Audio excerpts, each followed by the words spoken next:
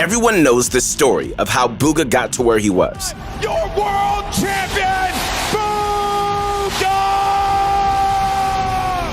As a Fortnite world champion, he's an ambassador of gaming. And his dedication and hard work are obvious when you look at how good he is at the game. You know, getting to the top is one thing, but staying there, that's an entirely different story. There are thousands of players improving every single day, and unlike Bugha, they have nothing to lose. Once you start winning, there's a completely new type of pressure that's put on you. You have to live up to your reputation. Or Bugha, what do you prefer?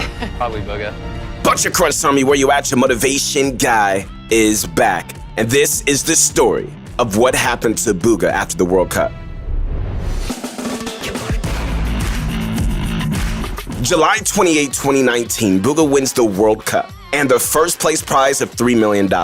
And right after winning, Bugha found himself in the spotlight. All of his social media accounts started to blow up, and he was getting thousands of followers immediately. But that was only the start. Bugha's win was already huge news in the gaming community, but it was actually the next day after he did it that it really hit the mainstream. Most people would probably like to just rest or take some time off after achieving something so monumental, but Bugha took a different strategy. For the next 2 weeks, Bugha's life was non-stop media appearances. Every news show that you can imagine wanted him, because who wouldn't want to interview the guy who had just won $3 million playing Fortnite? How this money, this win, will change your life forever. What has the last 48 hours been like for you?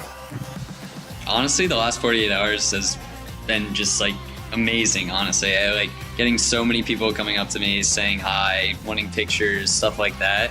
And also all these interviews, stuff like that. It's just crazy. It's a whole new experience. Bugha even ended up going on to some of the most popular shows in America. He went on the Today Show and Jimmy Fallon's The Tonight Show as both of their featured guests. Millions of people were introduced to Bugha for the first time, and most of them probably hadn't even played the game. He had hundreds of thousands of followers on each of his accounts, and it all happened within the space of a few days. But when you're that popular, it paints a target on your back. And some terrible individuals decided to exploit this opportunity and hack into his Twitter and Twitch accounts. The same day that he won, they gifted hundreds of subs in different channels using the bank information tied to his account and started posting tweets promoting random Twitter accounts and generally offensive stuff. Luckily, his team Sentinels managed to recover his accounts pretty quickly and undo all the damage. But it was only the start of his problems. About a month later, Bugha got swatted in the middle of streaming a scrim tournament. If you don't know what that is, it's the horrific and illegal process of sending armed police officers to someone's house by giving them false information. Luckily, the police officer who responded to the call personally knew Bugha because he was a former security guard at Bugha's high school. The threat was resolved quickly and it didn't escalate any further. He also ended up winning that scrim tournament. Seriously. Let's go, baby! Did he just leave me on red? Did he just leave? Dude, he got swatted. I think he got swatted. He got swatted! It wasn't all doom and gloom though. Bugha's lifestyle has changed massively for the better too. He decided to leave public school and move to online schooling. It just gives him more flexibility for classes and learning. And because of that, it means that he can focus on the big three: practicing, streaming, and getting a good quality education. Even the way he plays Fortnite has been forever changed. If he loads into a public lobby, most of the time people recognize him. And he gets targeted throughout the entire match. In fact, in his first game back, the entire lobby was stream sniping him. All right, come through. I'm sorry, buddy. If you're a default, I'm sorry. Come through. Come through, default. Part of the reason Bugha is so incredible to watch is because his love for the game is so obvious. Even though he had already achieved so much, he was straight back into playing competitive within a few weeks. The first week of the Season 10 FNCS was in August 2019, and the format for it was trios. He only formed his trio 3 days before the first tournament, and the two other players he teamed up with were Clarity G and Stretch. Even though nobody could deny Bugha was a talented player, there were people who did it anyway. His reputation as a solo player. And he missed out on the duels side of the World Cup by just a few places. And now that he was famous and successful, people wanted him to fail. He proved them wrong though, because he didn't just qualify for the Heat. Him and his team did it every single week of the qualifiers, 5 times in a row. And Bugha was still organizing events with his community during this entire time, like meetups with the rest of the Sentinels team. And when it was time for the Heat, They lived up to their expectations because they came in first. But during the grand finals, they underperformed massively and were upset at 26. As the man put it himself, we played terrible and didn't deserve the place. In November 2019, Bugha was invited to the Esports Awards, where he was crowned as both PC Rookie of the Year and PC Player of the Year. He beat out high-profile esports players like Simple, because nobody can really deny how impressive winning the first ever Fortnite World Cup is. Bugha had become a household icon by this point. I definitely didn't expect to win this, I'm gonna be honest, but it's an absolute honor to be placed in the same category as so many of these talented individuals. And once again, thank you all for the support, and I can't wait to see what esports has in the future. Thank you, guys. And people wanted to see more of him. He was invited to the Twitch Rivals Streamer Bowl competition, which had 30 NFL pros and 30 streamers playing Fortnite together. He was rubbing shoulders with some of the best famous athletes in America. And if that wasn't enough, he even ended up in a Super Bowl commercial that year for hummus. If there was one clear difference about Bugha after winning, it was that his personality online had permanently changed. So if you go back to his earlier YouTube uploads, they're pretty much entirely montage videos. But now that he's the World Cup winner, he's not just a player anymore, he's a brand. People watch his stuff just to see him and hear his thoughts and opinions. And he's even become sort of a variety of a streamer.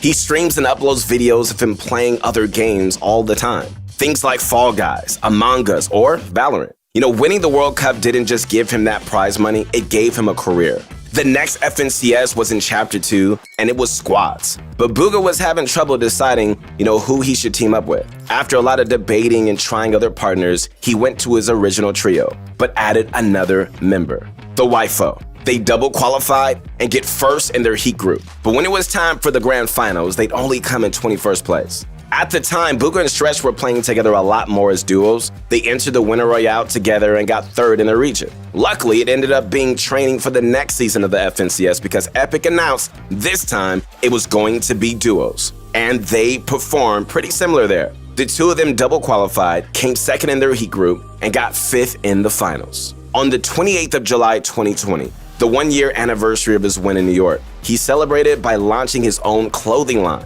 And while his name's on a lot of the items that you can buy, the real face of his merch is his dog, a cute pug named Zoe. Alright, so don't get me wrong though, his main focus is still Fortnite. But in April of last year, Epic confirmed something that nobody wanted to hear. There was going to be no Fortnite World Cup in 2020. And I'm sure you can guess why. But Epic chose to honor Bugha's accomplishment in their own way, with the Bugha Throwback Cup. They hosted an in-game tournament, which was backed with the prize pool of $100,000. Epic teamed up with Bugha to create the event as a way of giving back to his fans. They allowed players across the entire world to compete in their own regions, like it was an ordinary cash cup. But there was one big twist for people playing in the NAEs. Instead of 100 players being allowed to qualify for the final game, only 99 spots were available because one player had already qualified, Bugha. If getting a chance to play against the World Cup winner wasn't enough, he was also the host of the tournament as well. He was streaming the entire time, including his live reactions to the qualifying games going on. 1, 2, 3, dead! Nice! Let's go, Nick! Across the entire weekend, he streamed for over 20 hours and had more than 100,000 viewers tune in to watch the tournament live. Bugha wouldn't end up winning, but come on, would you want him to win his own tournament? He got 28th place, but introduced the Fortnite community to a whole new group of talented players, and all of them deserve that attention. 3 kills right here. Nice. Go for the shotgun. Nice. Yo, Cease is an aimer. The day after the Throwback Cup was the start of the Season 3 FNCS. He didn't have to worry about his teammates this time because the format was solos. In the second qualifier, he missed out on first place by just a few points, but he got extremely unlucky. At the time, there was a bug that made it so your glider would slow down for no reason. It wouldn't let you cover as much ground as normal, and it just forces you to stay in the air, like a moving target. It ended up ruining one of his matches, but he still managed to bring it back. In the finals, he had 2 rough games, getting 0 limbs and placing 41st and 60th, but he clutched out the other 4 games and secured 4th place overall. One thing Bugha made clear after all these tournaments is how much he was enjoying just getting to play solos at a high level, and he wanted to keep pursuing it. So, he played in the DreamHack Open in August where he got 4th, and then next month he came back and did it again, but he got 2nd. Unfortunately for him, the Season 4 FNCS was selected to be trios, and later Epic even announced that all the FNCS tournaments of 2021 were also going to be trios. It almost seems like they were targeting him. Bugha took an unconventional approach this time. He partnered up with 2 players called Jamper and Avery, but he was their in-game leader, or IGL for short. He was coming up with tactics on the fly, managing all 3 of them and taking responsibility for any decisions that needed to be made. And it worked. Thanks to an FNCS rule change, there were only 3 weeks of qualifiers now, but they came 2nd twice in a row, and then 4th place in the final week. They also won their heat, and in the finals, they got 3rd. Clearly, Bugha's decision-making has only grown since the World Cup, but right after the tournament, he put out a tweet saying that he never even wanted to IGL in the first place, and he wouldn't be doing it with his new trio. As a big streamer, Bugha often gives back to his community, and over the last half year, he's partnered up with the charity called the Gamers Outreach Foundation. Their aim is to provide gaming resources for children in hospitals because everybody should be allowed to experience the joy that gaming can bring to people. Bugha's creator code goes straight towards funding the charity, and in March he hosted a stream that raised over $12,000 for them. And for breaking a donation goal, his father dressed up in a hot dog costume and egged him.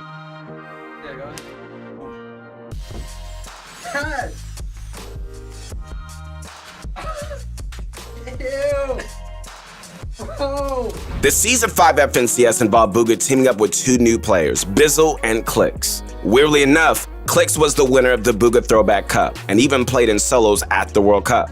Going into Season 5, Epic changed the rules for how qualifiers worked. Once you made it through the heat, you weren't allowed to play any more qualifying games. These rules barely affected them though, because they won their first qualifier of the season. And when it came time for the heat, they won that too. But at the grand finals, 4 teams placed above them, and they got 5th. Bugha was a little upset with his performance, but it's important to look at it in context. Kill, get the kill! Let's go! Let's go! Let's go, man! So good! Bugha's legendary win at the World Cup inspired so many players across the world to just work on improving their skill. The game has gone under so many meta changes since, just because of how talented and optimized the players have gotten. And this was one of the most tense and highest skill Fortnite tournaments ever played, because of how much he influenced the community since the World Cup. It's not like he's unskilled either. Like less than a month later, Bugha reached the highest rank in Valorant. When LAN events return and the next World Cup arrives, I think Bugha's going to perform the best we've ever seen him do. And if there's any player out there who can overcome the odds to win the World Cup, it's definitely Bugha. Bunch of Crunch Army. Listen, I hope you guys enjoyed the video today. Feel free to take a look at, at the rest of our channel strategies, player stories, and so much more, because this is where it's happening. Hey, if you guys liked the video, subscribe to the channel. And if you want some more motivation, I'm right here. Connect with me on my Instagram at Your Motivation Guy. I'm so proud of you guys. Keep grinding. Never quit. I'll see you soon.